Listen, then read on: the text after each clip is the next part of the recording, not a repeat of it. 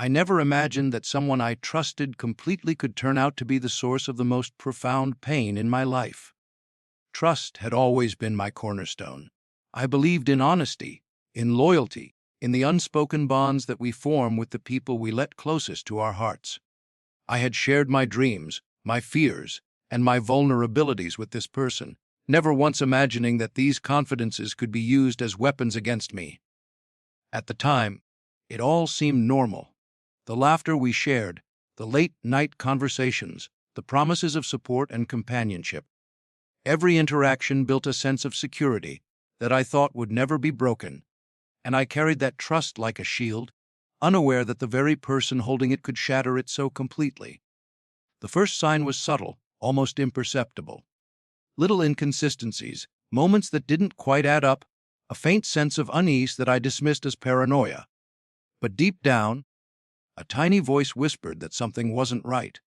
I ignored it because trusting felt safer than doubting, and I wanted to believe in the good of people. Then, one day, the truth hit me like a tidal wave. The betrayal wasn't minor. It wasn't a careless mistake or an accidental oversight. It was deliberate, calculated, and devastating. I discovered that my confidences, my trust, and my loyalty had been exploited. The person I had considered a friend, someone I had given my time, my energy, and my heart to, had not only deceived me but had done so with intent, leaving a trail of lies and manipulation that left me reeling. The shock was more than emotional, it was visceral. I remember the moment with painful clarity, sitting in silence, feeling my heart pound, my hands tremble, and my mind struggle to make sense of what had happened. It was as if the ground beneath me had disappeared, and I was suspended in a space where nothing felt familiar or safe. Anger, sadness, disbelief, and confusion collided inside me, creating a storm that I couldn't control.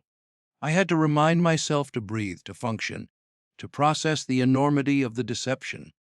Everything I thought I knew about loyalty, friendship, and trust was called into question in an instant, leaving me feeling exposed, vulnerable, and profoundly hurt. The betrayal also brought with it a crushing sense of personal failure. I questioned my judgment, my ability to read people, and even my worthiness of love and respect. I asked myself over and over why I hadn't seen the signs, why I had been so blind to the cracks that were there all along. But these questions, though natural, only deepened the pain. What made it worse was the sense of helplessness, realizing that I couldn't undo what had been done, couldn't take back the moments of trust, and couldn't erase the damage caused by someone else's deliberate choices. It felt as though my entire world had been rewritten without my consent, leaving me unmoored and searching for a foothold in a reality that had suddenly become alien and hostile. Yet, amid this turmoil, a strange clarity emerged. The betrayal forced me to confront a harsh truth: life isn't always fair, and not everyone who appears to be on your side truly is.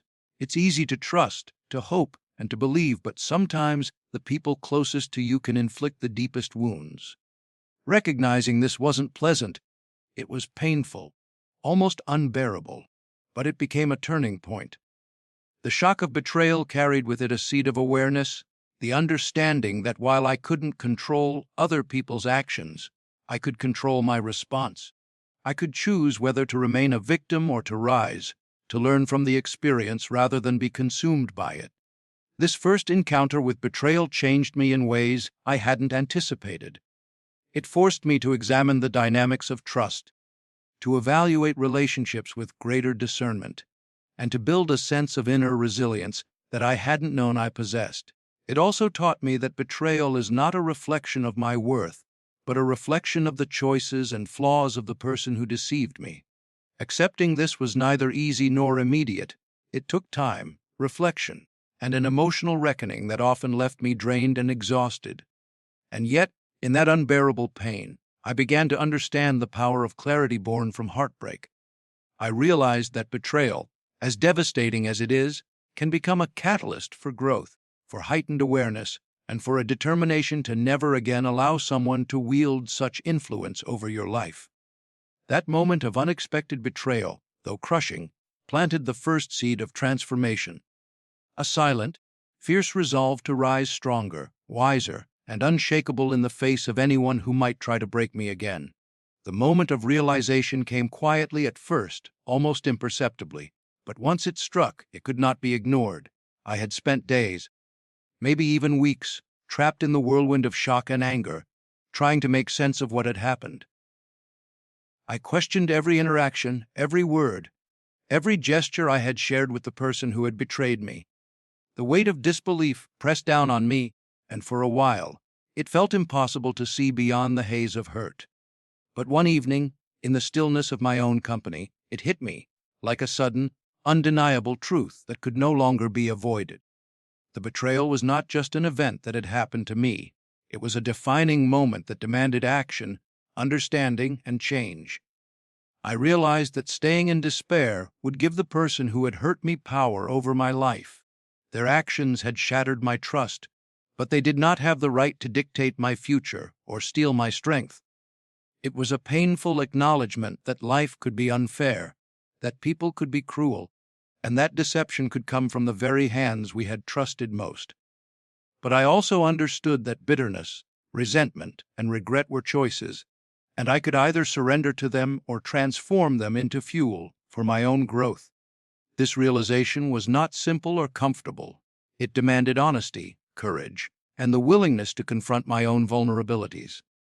I had to admit that I had been blind in some ways, that I had allowed trust to blind me to red flags, and that my own naivety had contributed to the pain I now felt. The clarity that emerged in that moment was sharp and unrelenting. I saw that the betrayal was not the end of my story, but the beginning of a new chapter, one where I would refuse to be defined by pain or victimhood. I realized that every emotion I had experienced, anger, sadness, confusion, had a purpose. They were signals guiding me toward awareness, strength, and a path forward. For the first time, I understood that the betrayal had given me a choice: to continue living in the shadow of someone else's cruelty, or to rise above it, armed with the lessons it had forced me to learn. The truth was stark, almost unbearable. The world did not owe me fairness, and no one else was responsible for my recovery. Only I could reclaim control over my life, my emotions, and my destiny. This realization also brought with it a deep sense of responsibility toward myself. I understood that I could no longer allow my life to be shaped by the actions of someone else. Every step I took from that point on had to reflect strength, resilience, and careful thought. I had to think strategically, not impulsively. I had to act with purpose, not with blind emotion. The betrayal had opened my eyes to the fragility of trust, the importance of discernment, and the necessity of self-reliance. I realized that my growth and my future depended entirely on my ability to rise from the wreckage and rebuild, stronger and wiser than before. I also came to understand that revenge, if it were to have meaning, could not be born of raw anger or rash decisions. True revenge required patience, intelligence, and emotional control. It required that I transform the hurt into a source of motivation rather than allowing it to consume me. The moment of realization was when I saw clearly that revenge was not about hurting someone else. It was about reclaiming my power, my dignity, and my sense of self-worth. It was about proving, first and foremost to myself, that I could rise above betrayal and emerge victorious in ways that mattered most, through strength, achievement, and self-mastery. This awakening was not instantaneous. It was a process, unfolding over hours, days, and nights of reflection and emotional reckoning. I had to confront my anger, process my disappointment, and make a conscious decision to redirect my energy from despair into action. I realized that the path forward would not be easy, that it would demand persistence, discipline, and courage. But the clarity of purpose that came with that moment of realization was intoxicating. For the first time since the betrayal, I felt a sense of direction, a roadmap to transformation, empowerment, and ultimately vindication. Through this painful but enlightening moment, I understood a vital truth: betrayal, as devastating as it may feel, can become the catalyst for awakening, growth, and strategic action. It forces you to confront uncomfortable truths about others and yourself, to see your own strengths and weaknesses, and to decide consciously how you will respond. That moment of realization was the pivot point. The instant when despair transformed into determination, anger became focus, and betrayal turned into the first step toward triumph. It was the moment I understood that my life, my choices, and my future were entirely in my own hands, and nothing, not even the cruelest act of betrayal, could take that away from me. Rising from pain is never simple, and it never happens overnight. After the betrayal and the moment of realization, I found myself at a crossroads. I could continue to dwell on the hurt, allowing it to define me, or I could take the pain as a challenge, a test of my resilience, my strength, and my capacity to grow. At first, even thinking about moving forward felt impossible. The memories of betrayal replayed endlessly in my mind, each thought a sharp reminder of trust broken and innocence lost. Every face, every word, and every gesture from that person seemed like a weight pressing me down, threatening to keep me trapped in despair. But slowly, almost imperceptibly, I began to understand that pain, while unavoidable, could also become a tool, a force that could drive me towards something greater if I allowed it. I started with small steps. I reminded myself that survival was the first stage of rising from any deep emotional wound. Simple routines, small accomplishments, and intentional acts of self-care became my anchors. I focused on rebuilding the structure of my days, on reclaiming control over the aspects of life that had not been touched by betrayal. Every time I pushed myself to do something constructive, whether it was learning a new skill, setting a goal, or simply maintaining discipline in my daily life, it felt like a subtle victory. These victories were quiet, almost invisible at first, but they accumulated, forming the foundation upon which I could reconstruct my life. The process of rising from pain was also about confronting emotions head-on. I refused to bury anger, sadness, or disappointment because ignoring them would only allow them to fester. Instead, I faced them directly, dissected them, and understood their origins. Pain, I realized, is both a teacher and a mirror. It reflects not only the cruelty of others, but also the areas within ourselves that need strength and growth. By acknowledging every aspect of my suffering, I gradually transformed feelings of weakness into clarity and despair into determination. The rawness of the experience became fuel, and every tear shed became a reminder that I was still alive, still capable, and still capable of change. I also learned the importance of focus and vision during this stage. Rising from pain is not just about surviving. It's about creating a future that makes the past irrelevant. I began to visualize the person I wanted to become, confident, unshakable, and respected. Every choice I made, every action I took, was directed toward that vision. I surrounded myself with people who uplifted me, distanced myself from those who perpetuated negativity, and committed to building a life that could withstand any future challenges. I realized that rising from pain required strategic thinking and deliberate effort, not just emotional recovery. It was a balance between harnessing the intensity of hurt and directing it toward tangible growth. Physical and mental discipline became key tools in this transformation. I took control of my body, knowing that strength outside reflects strength inside. Exercise, focus, and perseverance became a way to externalize my determination. At the same time, I invested in my mind, learning, reading, reflecting, and planning, understanding that knowledge and skill could amplify the power of resilience. Every step forward, no matter how small, reinforced the idea that pain was temporary, but the growth I cultivated could be lasting and unstoppable. Rising from pain also demanded patience. I learned that true recovery is gradual, measured not by the absence of hurt but by the presence of action. I celebrated progress quietly, savoring moments when I no longer felt as fragile or dependent on validation.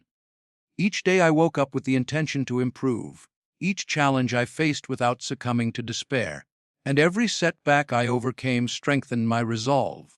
The betrayal no longer defined me.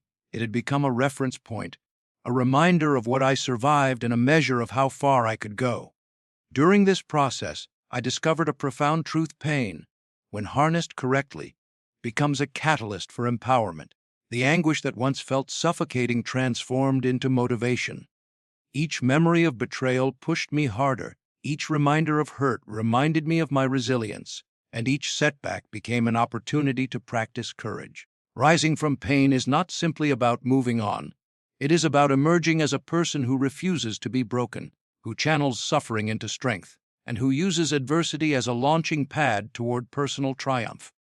Ultimately, rising from pain taught me that true strength comes from facing the storm, not avoiding it. Pain is inevitable, betrayal is real, but what we do with that experience defines us. The more I confronted my pain with intention, focus, and courage, the more I realized that my life was not determined by the actions of someone else, but by my own choices, actions, and vision. Each step forward reinforced the truth that rising from pain is not a moment, but a continuous journey. One that builds character, sharpens resolve, and sets the stage for the triumphs that follow. Strategic planning is often what separates those who rise from betrayal from those who remain trapped in anger and despair.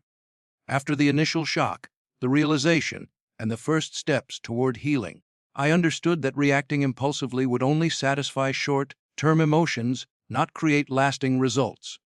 True revenge, the kind that leaves a mark without compromising integrity or future, requires patience, observation, and intelligence. It is not about lashing out or seeking immediate gratification. It is about creating a path that turns pain into a tool for transformation and victory. The first step in planning was clarity. Understanding what had been taken from me, what I wanted to achieve, and what my ultimate goal was. I could not focus on simply retaliating.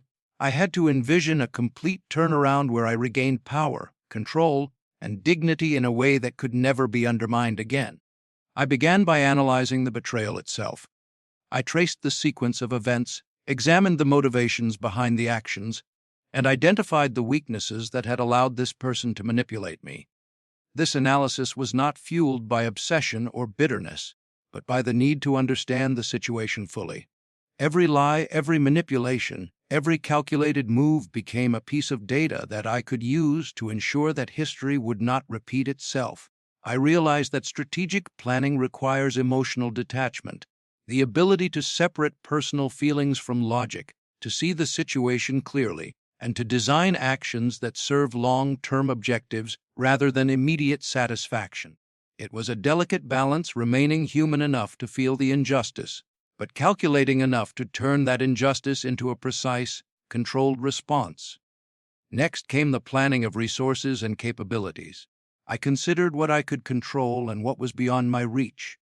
I strengthened areas of my life that had been neglected, whether it was personal skills, professional knowledge, or emotional resilience. I sought allies, mentors, and sources of guidance who could provide insight, support, and perspective without judgment. Strategic planning is never done in isolation. It involves understanding networks, relationships, and systems.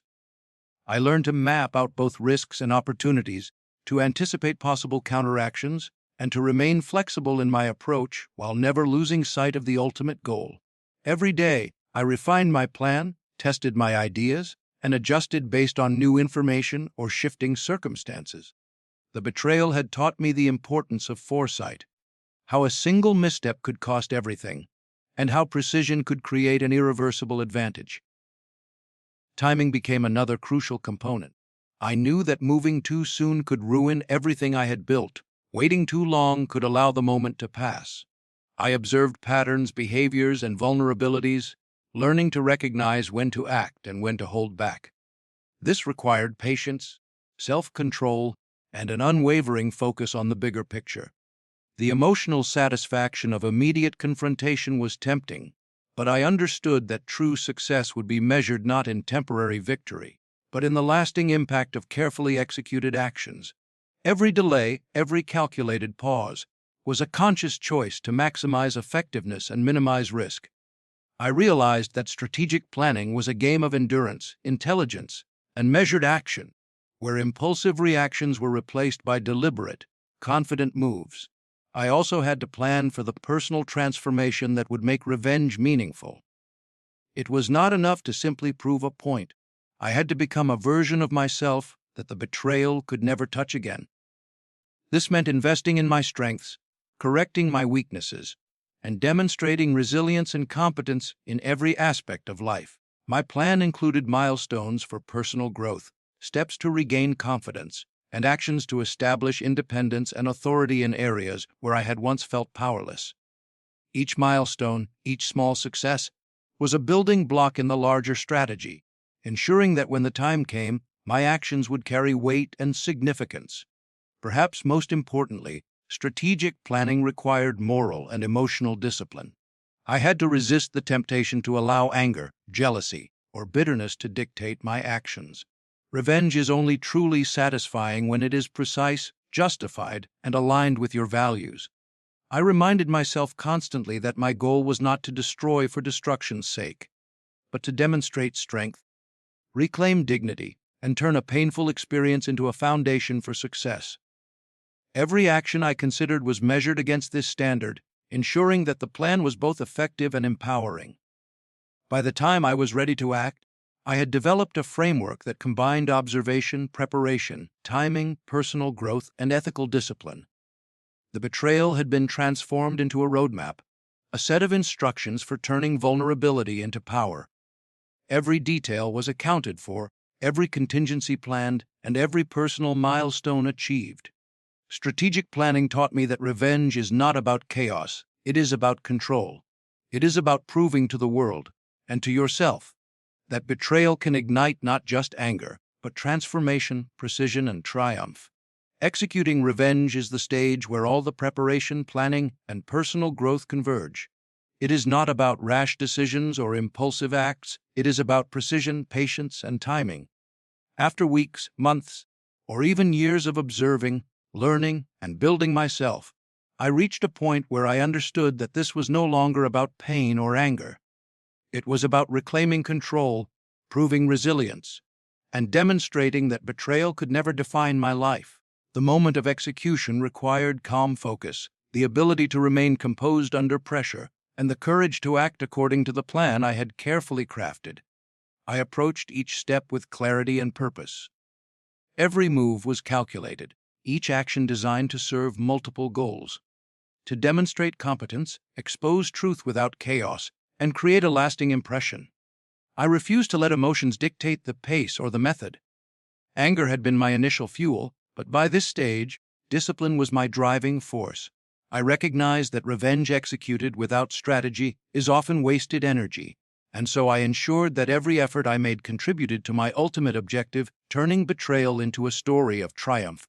I observed, measured, and acted with intent, knowing that one misstep could undermine months of preparation. Part of executing revenge was proving my growth to myself first.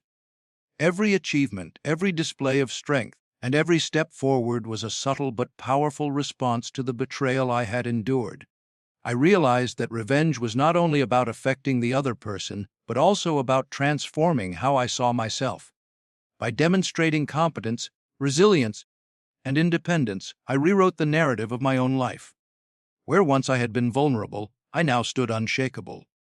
Where once betrayal had left doubt and insecurity, I now projected confidence and clarity. This execution was as much internal as it was external, a demonstration that I had risen above the damage and that I could control the outcome of my story. I also understood the importance of subtlety. True revenge rarely requires confrontation or drama. It is often the quiet, undeniable success that speaks loudest. I allowed my achievements, my improved life, and my unshakable confidence to be the response. Every decision, every action, and every interaction was an intentional statement that I had moved forward stronger, wiser, and untouchable by the actions of someone else. This subtlety not only maintained my dignity, but amplified the impact. When the person who betrayed me saw the changes, the growth, and the control I had reclaimed, the realization of my resilience carried more weight than any words could ever convey. Timing remained critical throughout execution. I waited for the right moment to act in ways that aligned with my plan and maximized impact. Impatience could have sabotaged everything, while calculated timing ensured that each action achieved its purpose. Patience, in this context, was not passive. It was active observation, continuous preparation, and readiness to strike with precision. I remained alert to opportunities, adaptive to changes, and steadfast in maintaining my composure. Every decision was deliberate, every movement intentional, and every success a testament to my preparation. Executing revenge also involved protecting myself from potential setbacks. I accounted for risks, anticipated reactions, and ensured that no action could compromise the progress I had made in rebuilding my life. The process demanded intelligence, foresight, and a level of detachment from the personal emotions that could cloud judgment. I learned to act like a strategist, not a victim, to see the situation as a chessboard and every move as a piece in a larger plan. My focus was on effectiveness, sustainability, and long-term impact, rather than short-lived satisfaction or fleeting triumph. Perhaps the most powerful part of executing revenge was the emotional liberation it brought. Every step that aligned with my plan, every milestone achieved, reinforced the truth that betrayal no longer controlled me. I was no longer haunted by past deception, no longer trapped in anger or resentment. Instead, I was empowered, deliberate, and purposeful. Execution was not just about proving a point to the one who had betrayed me. It was about proving to myself that I had transformed pain into power, weakness into strength, and heartbreak into a force that could not be shaken. Ultimately, executing revenge revealed the true meaning of empowerment. It was not in humiliation, destruction, or vengeance for its own sake. It was in reclaiming agency, in demonstrating growth, and in showing, to the world and to myself, that betrayal could ignite resilience rather than defeat. By the time the plan had reached fruition, I was no longer the person who had been hurt. I had become someone capable of taking control of circumstances, rising above adversity, and turning betrayal into a story of triumph. Every calculated action, every patient step, and every display of strength reflected a life rebuilt stronger than before. Triumph and transformation are the rewards of a journey fueled by pain, perseverance, and purpose. After enduring betrayal, enduring the storm of emotions, and carefully planning and executing my response, I reached a point where the most profound change became visible, not only to others but to myself. Triumph is not always loud or dramatic. Sometimes it is quiet, subtle, and undeniable. It is the kind of victory that does not require validation from anyone else, because it is rooted in the certainty of your own growth and resilience. I realized that transformation had become the most potent form of revenge. While the betrayal had attempted to diminish me, my triumph proved that I could rise higher than anyone had expected. The first sign of transformation was a shift in how I perceived myself. No longer did I see the world through the lens of hurt or betrayal. Instead, I saw it through the lens of strength, wisdom, and experience. Every setback, every obstacle, every moment of pain had taught me something valuable. About people, about trust, about strategy, and most importantly, about myself. I began to recognize my own power, my ability to endure, and my capacity to influence my life's trajectory. This self-awareness was liberating. It was the realization that the past no longer dictated my present, that the betrayal had not left me weaker, and that I was capable of crafting a life far beyond the reach of anyone who had tried to bring me down. Transformation also became visible in the external changes in my life. I rebuilt my career, strengthened my relationships, and cultivated new opportunities that had once seemed impossible. Every achievement, every success was not just a personal victory. It was a declaration that I had risen from the ashes of betrayal stronger, wiser, and more capable. These accomplishments were amplified by the knowledge that they were born not from luck or convenience, but from intentional effort, discipline, and resilience. Each milestone reflected the journey I had undertaken, from a place of vulnerability and hurt to a state of confidence and mastery. Triumph, in this sense, was inseparable from transformation, because one could not exist without the other. One of the most powerful aspects of this journey was the emotional liberation it brought. I was no longer burdened by resentment, bitterness, or the desire for petty vengeance. Instead, I channeled all of that energy into constructive action. The emotional chains that had once held me back were broken, replaced by clarity, determination, and self-respect. I learned that triumph is not measured by the defeat of others, but by the strength and integrity of one's own journey. The person who betrayed me no longer had the power to affect my emotions or dictate my actions. In that sense, the greatest revenge is living a life that embodies success, confidence, and fulfillment, leaving those who tried to harm you powerless to impact your happiness. Transformation also involved a new understanding of trust, relationships, and boundaries. I became more discerning, aware of the people I allowed into my life, and intentional about the energy I invested in relationships.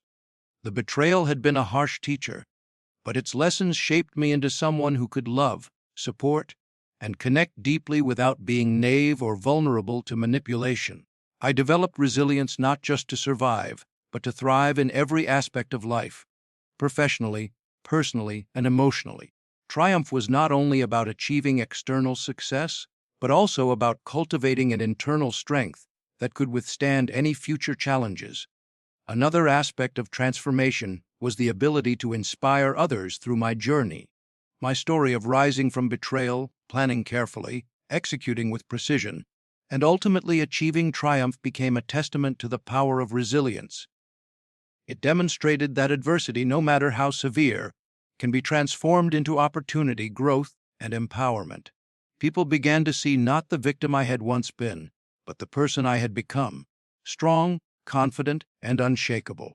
The betrayal that once defined my narrative was no longer the focal point. My recovery and triumph became the story worth telling. Ultimately, triumph and transformation are inseparable. Triumph is the outward proof of inner change, while transformation is the ongoing evolution that fuels future victories.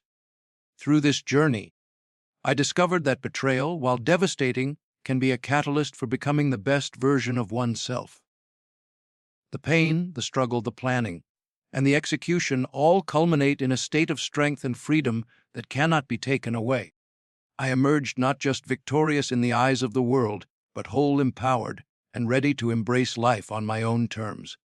The journey from betrayal to triumph taught me that true revenge is not about destruction. It is about growth, resilience, and proving to yourself that you are capable of far more than anyone ever imagined.